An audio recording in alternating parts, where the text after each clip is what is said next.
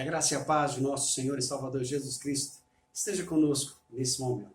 E que de fato nós possamos, como igreja, apesar da distância, celebrar juntos a esse Deus que tem sido bom e misericordioso para conosco, que tem nos dado a sua bondade e a sua misericórdia, e tem nos assistido apesar de todas as circunstâncias da nossa vida.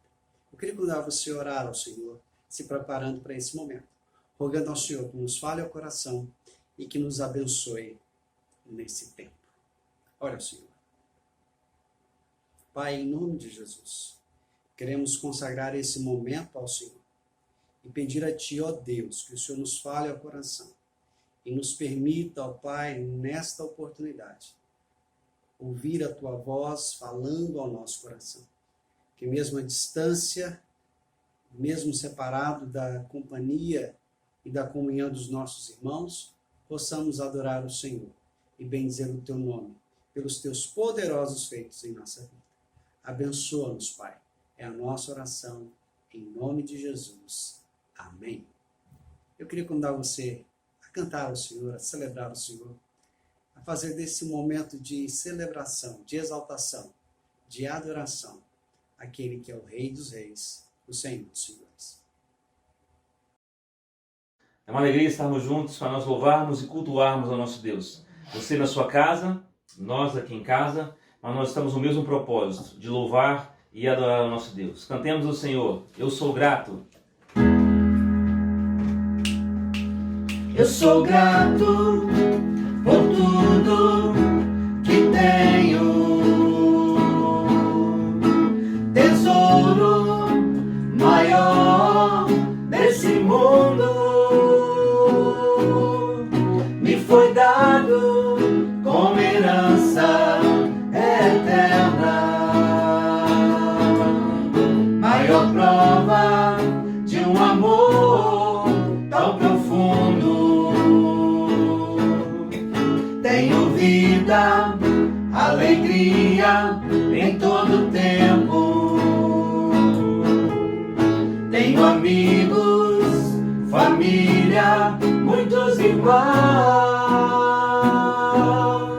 Foi Jesus, meu amigo verdadeiro, que fez tudo ao me dar a salvação. Louvarei ao Senhor em todo tempo. Seu louvor estará continuamente nos meus lábios e também no coração. Jesus Cristo será sempre minha canção.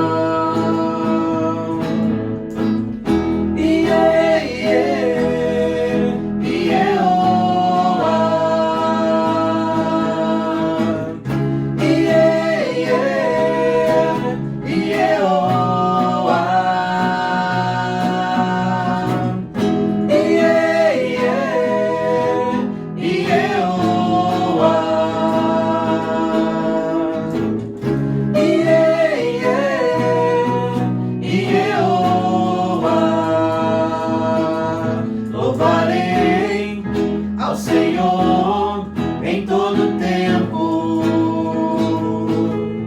Seu louvor estará continuamente nos meus lábios e também no coração. Jesus Cristo será sempre minha canção.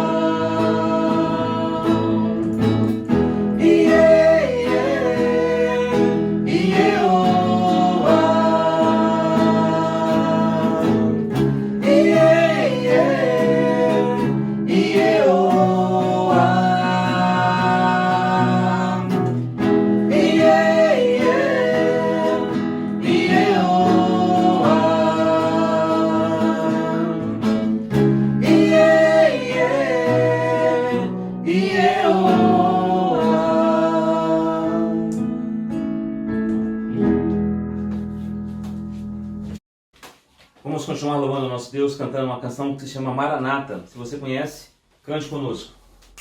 Aleluia.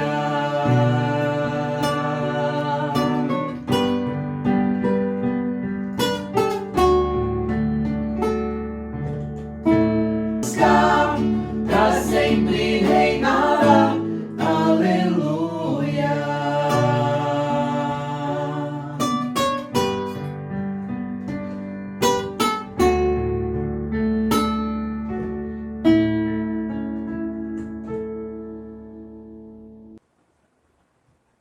Para a nossa meditação, eu gostaria de convidar você a abrir a sua Bíblia em Mateus, capítulo 7, versos 7 a 11. Evangelho segundo Mateus, capítulo 7, versos 7 a 11. Diz assim o Evangelho do nosso Senhor. Pedi e dá-se-vos-á. Buscai e achareis. Batei e abrir-se-vos-á. Pois todo o que pede recebe, o que busca encontra. E a quem bate, abrir-se-lhe-á. Ou qual dentre vós é o homem que, porventura, o filho lhe pedir pão, lhe dará uma pedra? Ou se lhe pedir um peixe, lhe dará uma cobra? Ora, se vós que sois maus, sabeis dar boas dádivas aos vossos filhos, quanto mais vosso Pai que está nos céus dará boas coisas aos que lhe pedirem? Vamos orar? Pai, pedimos iluminação, graça, unção, na exposição da Tua Palavra, para que possamos compreendê-la, a fim de que ela entre em nosso coração e produza em nós frutos dignos de arrependimento, mas também mudanças e aprimoramento, a fim de que nós nos tornemos mais parecidos com Jesus. É a nossa oração, em nome de Cristo. Amém. Meus queridos, o texto que nós lemos é um texto muito conhecido daqueles que têm mais familiaridade com as Escrituras. Afinal de contas, ele é o encerramento, por assim dizer, do Sermão da Montanha. Jesus já caminha para o fim daquele seu discurso aos seus discípulos e à multidão que o acompanhava. E o objetivo do contexto ou do texto de Mateus 7 é nos fazer considerar como nós, enquanto discípulos de Jesus, podemos dar respostas adequadas àquilo que nos é exigido pelo Senhor. Eu quero lembrar você que o Sermão da Montanha tem como objetivo nos fazer compreender o significado do que é ser cidadão do Reino dos Céus, o que é viver segundo os padrões do Rei, como viver de modo a servi-lo e agradá-lo, fazendo dele de fato Senhor e Salvador de nossa vida. Quando nós olhamos o texto, percebemos que ele está imediatamente ligado àquilo que o Senhor Jesus disse anteriormente. Se você voltar um pouco mais no texto, você perceberá que após Jesus ensinar seus discípulos a orar, como buscar a Deus, que é o nosso Pai que está nos céus, ele nos faz considerar alguns aspectos da vida no reino. E um desses aspectos é o reconhecimento de quem é o nosso Senhor, de quem é a autoridade e o domínio sobre a nossa vida. Se são os deuses, criados segundo a nossa imagem e semelhança, ou se é o Deus Todo-Poderoso que nos criou a sua imagem e semelhança. Pois o Senhor Jesus disse, olha, vocês não podem servir a dois senhores. Ou vocês servirão as riquezas, por exemplo, poderia ser qualquer outro Deus, ou vocês servirão ao Deus verdadeiro revelado nas Escrituras, o vosso Pai que está nos céus. Ou você serve um, ou você serve outro. Mas em servir a Deus, precisamos considerar que Ele é aquele que nos proverá todas as coisas, de maneira que nós não devemos andar ansiosos de coisa alguma. E a partir então do versículo 25 do capítulo 6, o Senhor Jesus vai mostrar a mim e a você que viver sob a dependência de Deus, que viver segundo o senhorio dele em nosso viver, nós aprendemos a lidar com as preocupações da nossa vida. Quem busca desesperadamente aquilo que ainda está por vir, diz o Senhor Jesus, quem deixa se levar pelas preocupações da vida, são os pagãos, são os gentios, que não conhecem a Deus, que não temem ao Senhor, que não confiam naquele que de fato é o Senhor da nossa vida. Nesse sentido, diante de tantas situações, somos chamados a repensar, então, o nosso relacionamento com o Senhor, buscando a Deus e o seu reino em primeiro lugar, crendo que todas as outras coisas serão acrescentadas. Mas nesse contexto, nos vem o relacionamento com o outro. E aí nós somos chamados a pensar que não devemos ser aquele tipo de pessoa ávida por mostrar o erro do outro, aquele tipo de pessoa que vive de maneira a criticar o outro sem considerar os seus próprios erros, os seus próprios defeitos, e que no ímpeto de parecerem boas, acabam se tornando hipócritas e dando aquilo que é santo aos cães. Como é que então nós podemos viver não guiados pelas nossas preocupações? Como é que nós podemos viver buscando em primeiro lugar o reino de Deus? Como é que nós podemos viver de modo digno a nossa vida sem nos tornarmos hipócritas que vivem a ver os defeitos dos outros, que lançam as pérolas aos cães e aos porcos? Parece-nos que o objetivo do texto que nós lemos é justamente nos responder a essas questões e nos fazer considerar que o estilo de vida do cidadão do reino dos céus, que o estilo de vida do discípulo de Cristo é tão somente marcado por uma busca incessante de Deus e da sua vontade em nossa vida. Nesse sentido, o texto nos ensina a aprendermos algo de Deus, algo que nós precisamos conhecer de Deus e da sua vontade, para que nós possamos viver todos os momentos da nossa vida seguindo os princípios do reino. Você, olhando o texto, em primeiro lugar, perceberá que o propósito de Jesus é nos fazer considerar a necessidade que temos de um relacionamento com o nosso Pai que está no céu. Nesse sentido, ele vai usar aqui 3 imperativos, onde ele nos chama a pedir, buscar e bater. Pedir, buscar e bater. É uma ordem do Senhor Jesus para mim e para você. É uma ordem de Cristo para que nós saiamos da nossa zona de conforto, de compreensão da nossa autossuficiência e realmente reconheçamos que somos totalmente dependentes de Deus, da sua graça e do seu favor. O que temos aqui nessas 3 ações que nos são exigidas é o desejo de Deus para que nós nos voltemos a Ele. Não vou me preocupar em analisar cada uma dessas palavras, dessas ações, bem como as suas implicações, mas eu quero que você perceba que aqui há uma atitude em desenvolvimento. Há um processo de crescimento, e esse processo de crescimento tem a ver com o relacionamento que nós nutrimos com Deus.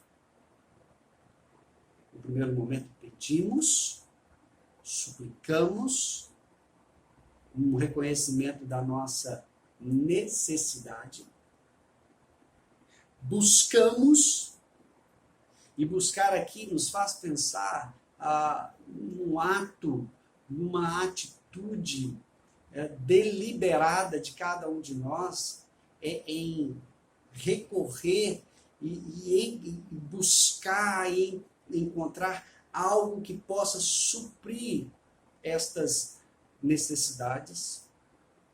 E o bater talvez seja o extremo de tudo isso, quando percebemos que realmente nos falta condições, irmos àquele que tem. Queridos, Jesus está dizendo, lembra de que eu ensinei a vocês a pedir o pão nosso de cada dia? Pois é, o pão nosso de cada dia se pede buscando aquele que tem, batendo a sua porta e suplicando o seu favor. Queridos, Jesus está falando, não simplesmente peça à distância, mas vão lá e batam na porta do Pai, porque Ele está disposto a atender e a ouvir vocês. Como é que nós sabemos disso? Porque da mesma maneira que Jesus nos dá essas ordenanças, esses imperativos, por outro lado, ele usa alguns termos que, na maneira como é descrito no texto, nos dão convicção, certeza de que nós seremos atendidos. Por isso, quando ele diz, batam, busquem, peçam, ele está fazendo isso porque certamente haverá uma resposta. Certamente haverá algo de Deus para nós. Eu quero que você considere, então, que o que o Senhor Jesus está a nos dizer é justamente isso. Aqueles que vivem no relacionamento com Deus e que se aprofundam nesse relacionamento, que insistem e persistem diante do Senhor, sem sombra de dúvida, encontrarão o seu favor. Mas eu queria te fazer pensar que esta insistência ou essa persistência não deve ser considerado um fator para mudar ou motivar a vontade de Deus. Queridos, nada muda a vontade de Deus. A vontade decretada do Senhor, ela é imutável, assim como Ele próprio é. Mas essa persistência, essa insistência, é o resultado de uma vida vivida no relacionamento profundo com esse Deus. Nesse sentido, eu quero lembrar você que nós somos chamados como servos de Deus, como súditos do seu reino, a um relacionamento pessoal com Ele. No reino dos céus, Deus se faz presente no nosso meio. E Ele o faz de tal maneira que Ele se coloca bem próximo de nós. Em Cristo Jesus, nós vemos o Deus de toda a glória fazendo morada no meio do seu povo. Ele continua sendo Deus, ele continua sentado no alto e sublime lugar. Mas agora, por Cristo Jesus, nós podemos ir até o trono da graça, buscando graça e misericórdia em ocasião oportuna. Por isso, queridos, nós somos instados pela palavra a buscar o Senhor, a clamar ao Senhor, apresentando diante dele as nossas necessidades. Que necessidades seriam essas? Como nós dissemos, aquelas que estão relacionadas conviver sob o senhorio de Deus, a vivermos sob a dependência de Deus. Aquelas necessidades que nos fazem tirar os nossos olhos de Deus e olhar para as circunstâncias ao nosso redor.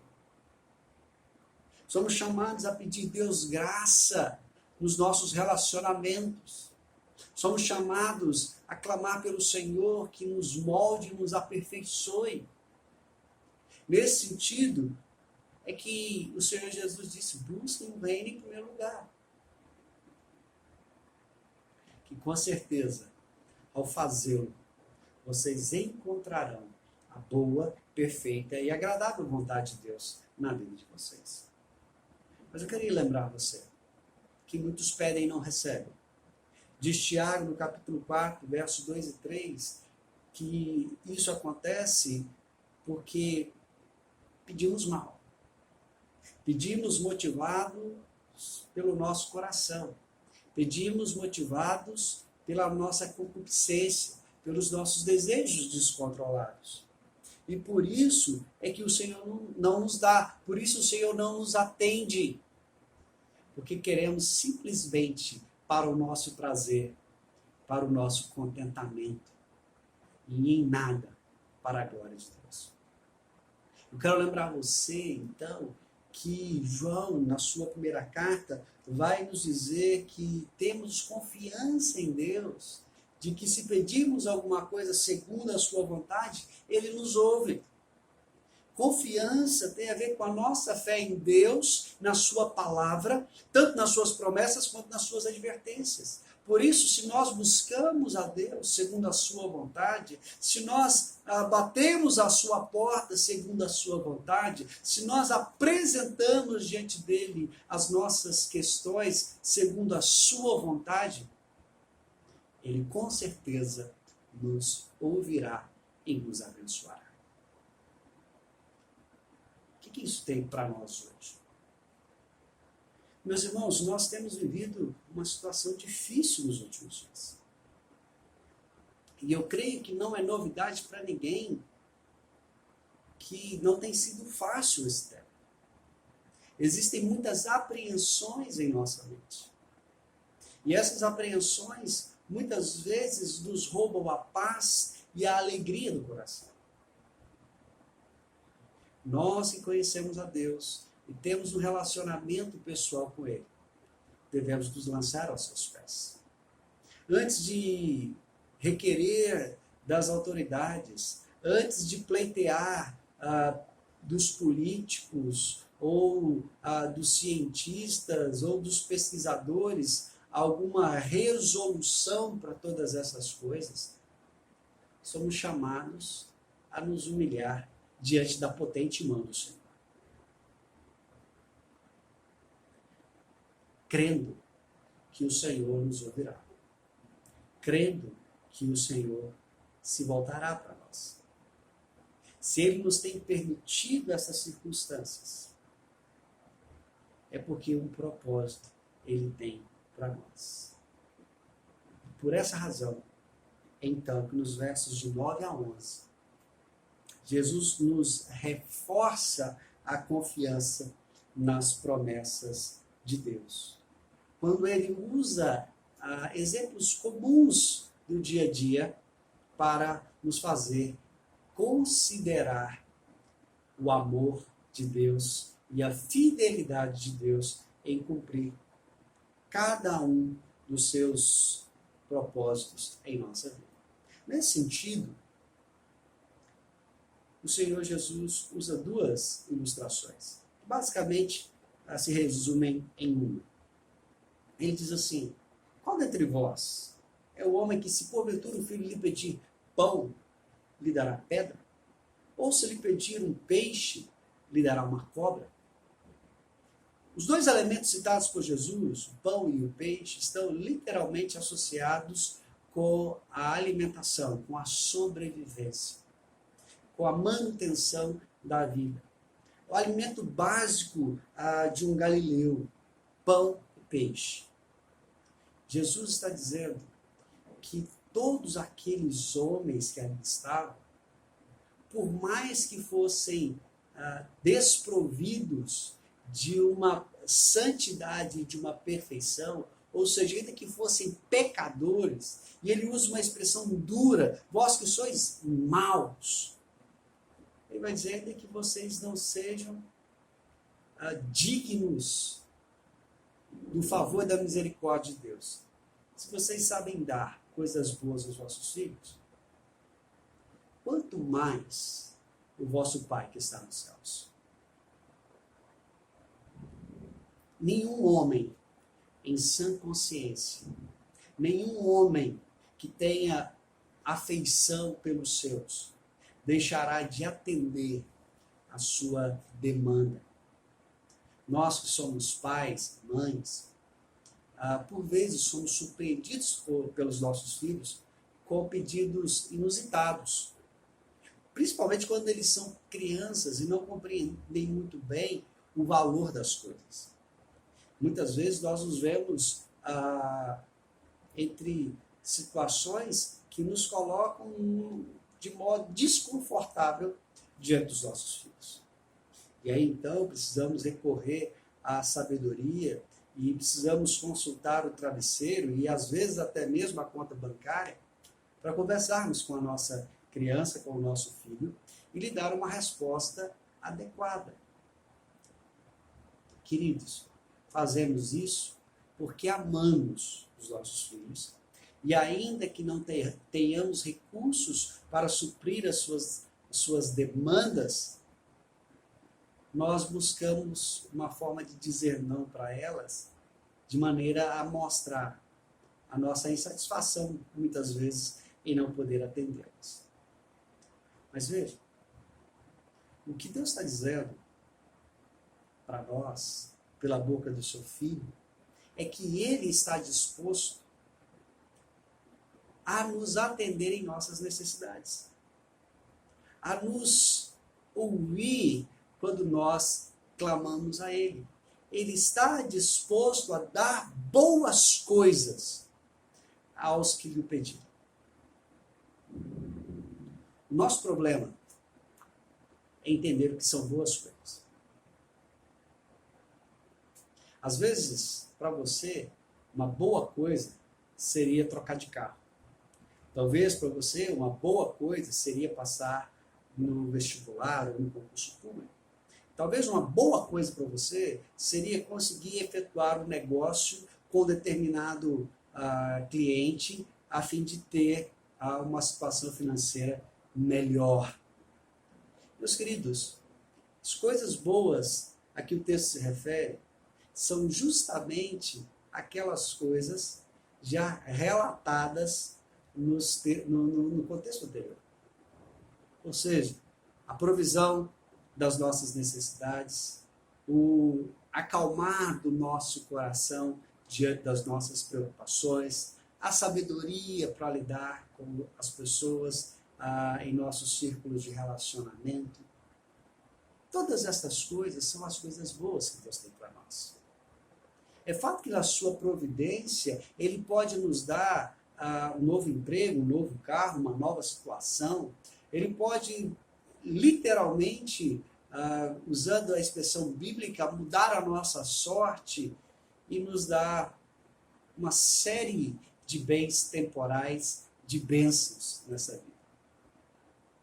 Mas eu quero lembrar você que o cidadão do reino dos céus não está limitado a esta vida e nem busca a honra para o seu nome, a glória nesse mundo, mas ele busca a honra de Deus, a glória de Deus em tudo que ele é, em tudo que ele faz. Nesse sentido, eu e você precisamos aprender que o nosso Deus é aquele que nos visita em nossas necessidades e supre cada uma delas, nos dando aquilo que verdadeiramente necessitamos, segundo a sua vontade. Isso implica dizer que muitas das coisas boas que Deus tem para nós nos virão em momentos de adversidade. Eu queria lembrar você, por exemplo, da história do povo de Israel. quando foram para o Egito, cerca de 70 pessoas chegaram ali e receberam a benesse de morar numa determinada região daquele país. E ali eles cresceram, ali eles começaram a enriquecer e a prosperar. Então foram subjugados por um faraó que não conhecia José, que não sabia dos fatos ocorridos e como aquele hebreu pôde abençoar a sua nação e livrá-la da fome. Mas, enfim, foram 400 anos. 400 anos em que aquele povo esteve sofrido, subjugado, escravizado, mas foi nesse tempo de muita provação que Deus fez crescer a nação, que Deus fez crescer o povo, que Deus fortaleceu, que Deus municiou aquela que seria a nação de Israel. De modo, quando eles saíram do Egito, não era mais um grupo tribal de 70 pessoas, mas eram milhares de milhares. Queridos, esse mesmo povo, séculos depois, novamente estava subjugado. E agora, nesse novo cativeiro, veio a palavra do Senhor pela boca de Jeremias, capítulo 29.